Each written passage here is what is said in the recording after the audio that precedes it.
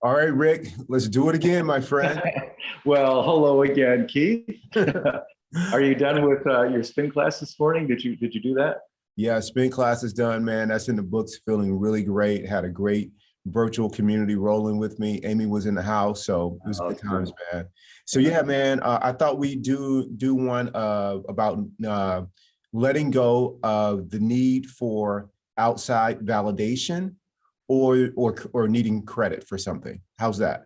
Wow, those are two big ones, big topics.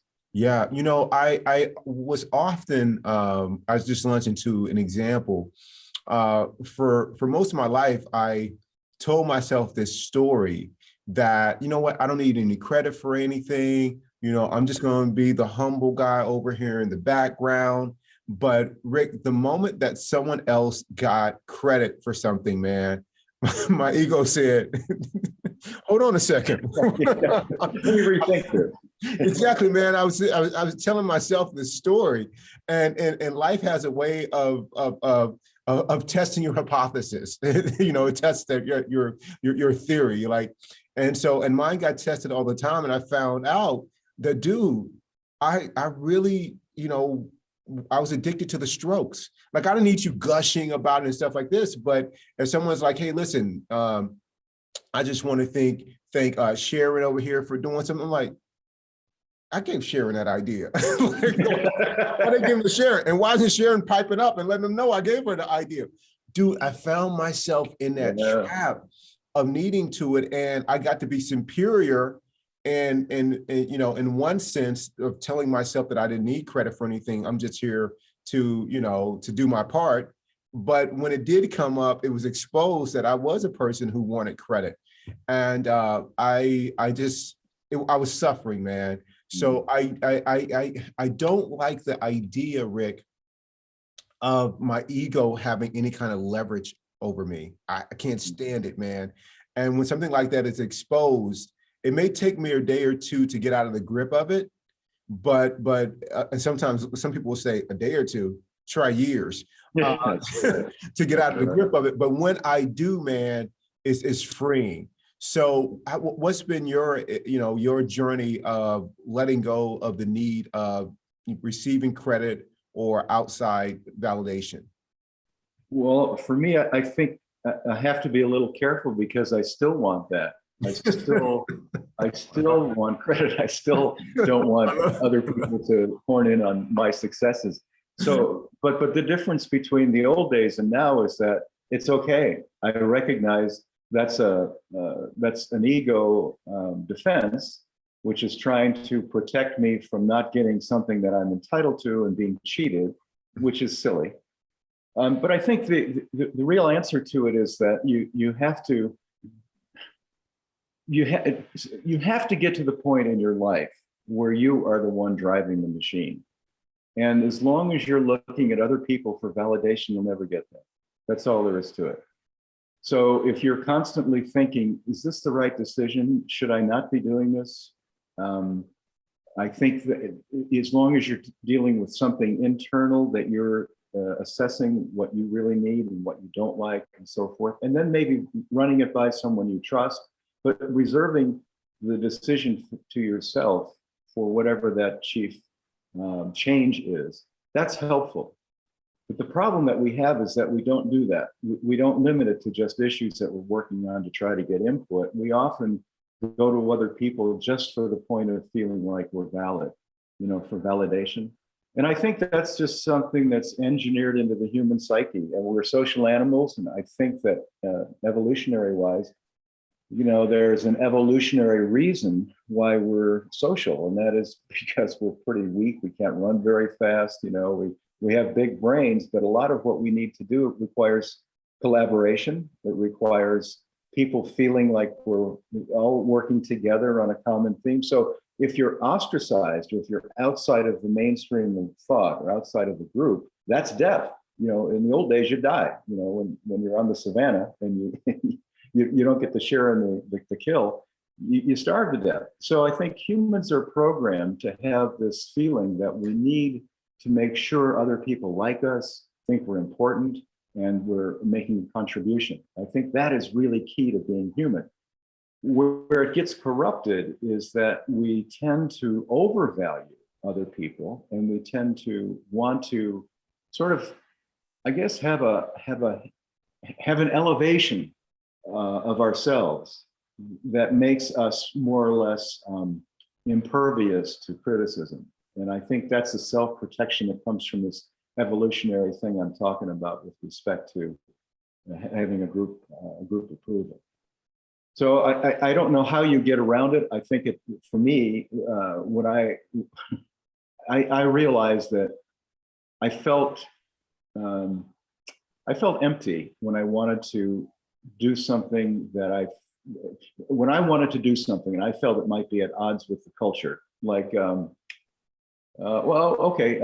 overseas, buying a one-way ticket. You know, you've got a kid. You know, what are you doing? You got a mortgage. That's really irresponsible. You're leaving your practice. There are things, that you can be criticized for. I tended to worry about that for a while. And then I thought, I kind of take pride in it. I like the idea that I consulted myself and I did what I wanted to do, even though no one was hurt by that decision. So I think at the end of the day, you'll suffer, you'll continue to suffer when you look for this false approval of other people that you don't need. Yeah, I agree, Rick. I think that's a path to suffering too.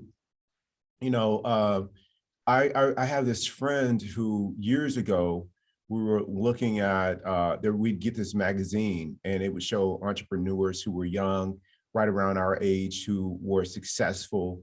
And they were on the cover of these magazines, and I would say something to my friend like, "Hey, did you see this guy in the magazine? Man, that's motivating." He's like, "I'm not looking at that magazine until I'm on the cover of it." Oh man. I know this whole thing about scarcity, that there's only so much to go around, I think is also something that can cause you suffering.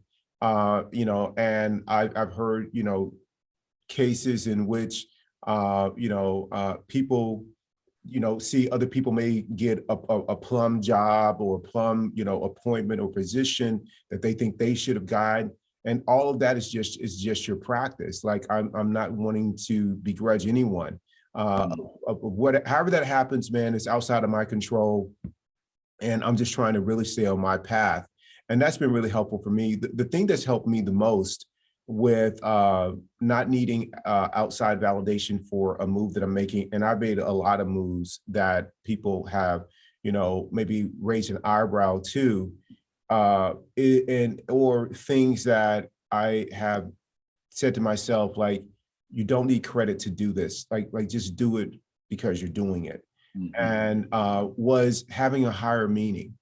Like that served me so much, man. When I'm out there, doing a job that, like, man, you out there doing this job, like you got a suit on and a tie, like that's someone else's job. Or, we leave a meeting room, and there are a ton of people that do this. I'm not the only one. A lot of people do this.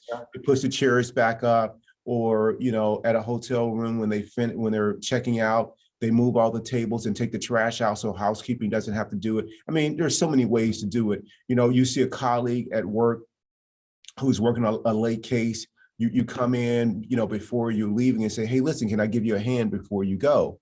And or say, "I'm going to give you a hand before you go." There are a ton of people that do that. And so I'm not special because I've chosen to do it, but I keep coming back to, what is my higher meaning? Yeah. Higher meaning is to serve and contribute in whatever form that takes up. That's a great angle. And so when I do that, the need for validation, the need for credit just kind of melt away. And when I feel that I need both validation and credit, then I know that I've lost consciousness or connection with my higher meaning, my higher purpose. So that's what's been helpful for me. And some people are like, well, you can get used and abused that way. No, I mean, listen to our podcast on healthy boundaries. Like, so there's something there that helps us stay well. And the reason that I don't allow myself to be abused or to be taken advantage of is because if I am maxed out, or experience any level of burnout, then I'm less effective in my ability to contribute and to make a difference. So, so I have those things in place as well. So, you know, that's all I got to say on the subject, Rick, man. You want to send us out with a parting thought? Well, I think one thing that might be helpful for people who want to truly get out from under feeling like they need the approval of other people to be happy is, and this helped me anyway, is to do things for other people anonymously. Yes. Where you know there's no possible way that they know you did it, and then groove on that feeling after you've done it. So you get the habit of some altruistic thing that offers no payback for you except a feeling of warmth and kindness. And you get that feeling that that is pretty cool. I mean, that is much more gratifying than a meeting where someone stands up and says, you know, Rick did a hell of a job on X. At least it was for me. So I would do things, and I still do these things. You know, the typical, you're in a fast food line with your car and you buy the guy behind you's meal. Right. Or in front of you, I've forgotten which one it is. Yeah. Anyway, you pay for the other guy's food. Or sometimes at a restaurant, I'll send over a dessert, you know, to someone, like a kid with a mom or a kid with a dad that's, they're having a nice meal. I'll just send over and they'll say, oh, thank you. And I'll say, you know, I really, really enjoyed seeing you guys interact. And sometimes I won't even tell the waiter to tell them. Usually I don't. And so the idea is that if the more stuff you do where you're prevented by the very act of doing it from taking credit, gives you a feeling that you like and that will build, you know, the more you do it. So that anonymity, I think, is one of the keys to getting past the need for validation. 100%, Rick. Thank you, my friend. I love you. I love you too, buddy. That was a good topic.